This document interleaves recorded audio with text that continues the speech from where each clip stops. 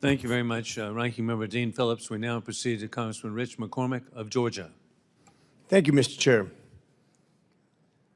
I would like to point out that we in Congress have a job to do. This is an incredibly important topic, and I think out of respect for those people who are interested in this topic, the people who want to be disruptive should be gavelled out and removed from this hearing. I think anybody who's earned this place, whether you be in Congress or be a military member or be somebody from Pakistan or be somebody who's interested in this topic, should be respected, and those people who break the rules should be removed from and not be allowed back in future, because this continues to waste our time. And with that, I'm going to move, with your permission, Chair, to have these people removed before I continue. So ordered. Thank you. All three that were speaking out, thank you. They're wearing red in case you can't figure out who they are. I said not one word. This is very undemocratic. But I will say free Imran Khan. Free Imran Khan, the first democratically elected prime minister of Pakistan. He will save Pakistan. The committee will suspend while the Capitol Police restore order. Free Imran Khan. Free Imran Khan, a great democratic leader in Pakistan. We need Imran Khan. Free him from a death cell in Pakistan. And Congressman McCormick will now continue with his full 5 minutes. Thank you, Mr. Chair. I've been interrupted in the previous hearings, and I just want to make sure we have some order. Thank you, Mr. Chairman. I appreciate you, and I thank you, Secretary Liu, for your testimony today. Today's topic is very important to me. Whether we like it or not, the U.S. future cannot include isolationism from the rest of the world. American leadership will be required for our country's future success and to ensure America remains first in the world. We must remain robust partnerships and alliances with nations that share our interests and values. As nations like China and Russia and violent extremist organizations threaten global stability, it is critical for U.S. interests for South Central Asian countries such as Pakistan and India to continue developing stable and transparent democracies. That's why I introduced House Resolution 901 with my esteemed colleague from Michigan, Representative Dan Kildee. The resolution affirms U.S. support for democracy and human rights in Pakistan. I'm looking forward to H-Res 901's consideration later this afternoon as the House Foreign Affairs Committee marks it up. As I am sure you're aware, Pakistan recently conducted the largest election in its history, but these were unfortunately marred by allegations of fraudulent activity and electoral violence. Watchdog groups raised the alarm over reports of political repression, suspension of interest access on Election Day, delays in election results, and more.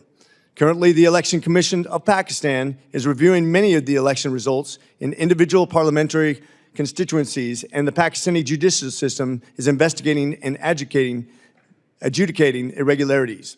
In fact, the ambassador from Pakistan came to my office yesterday and talked about what they were going to try to do to mitigate these problems. With all this being said, there must be full, credible, and independent audit of these election results. Secretary Liu, do you think and the State Department have confidence in Pakistan's judicial process and its ability to adjudicate claims of wrongdoing? Thank you, Representative McCormick. If I might, just before I answer that question, just say a word about protests. We have just tremendous respect for the Pakistani-American community.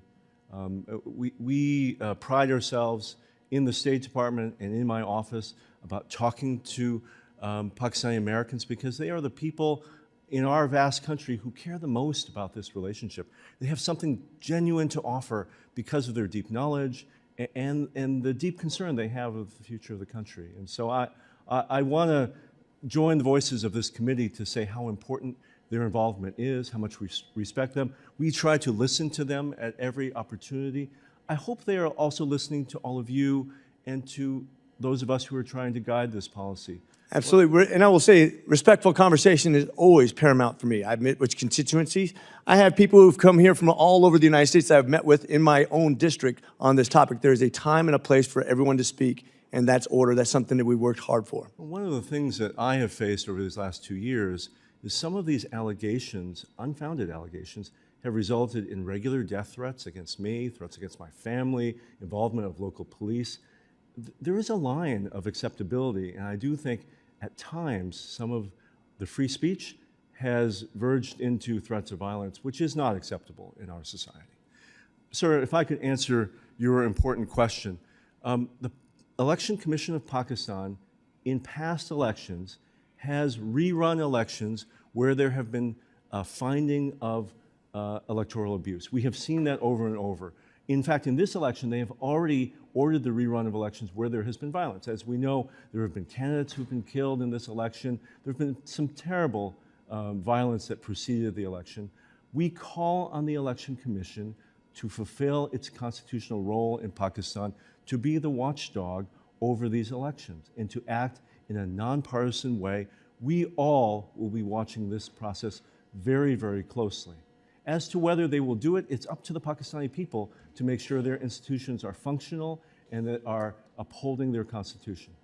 Thank you. And do you think that the Pakistani government has the ability to continue to improve and be accountable and be a good partner going forward as the United States needs them to be in that region?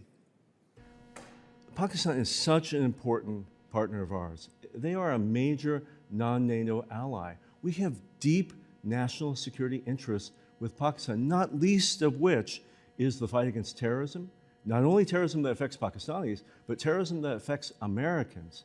And Pakistan has been a partner in our resettling of Afghan refugees to whom we owe a debt. And we are grateful to the people and the government of Pakistan for that cooperation. Thank you, sir. I yield. Thank you very much, Dr. Congressman Rich McCormick of Georgia. We now